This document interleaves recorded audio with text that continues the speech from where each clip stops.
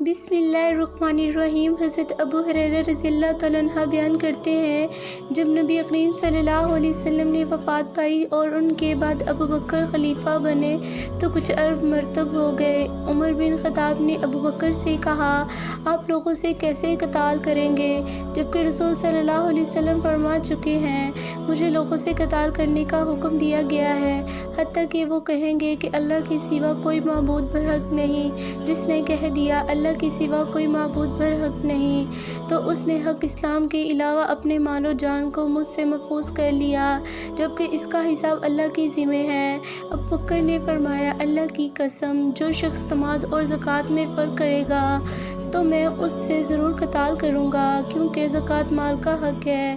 اللہ کی قسم، اگر انہوں نے بھیڑ کا بچہ جو وہ رسول صلی اللہ علیہ وسلم کو دیا کرتے تھے مجھے دینے سے انکار کیا تو میں اس کے انکار پر بھی ان سے ضرور قتال کروں گا۔ عمر نے فرمایا، اللہ کی قسم، مجھے تو بس یہی سمجھ آئی کہ اللہ نے ابو بکر کے سینے کو قتال کے لیے کھول دیا، میں نے پہچان لیا کہ وہ حق پر ہے۔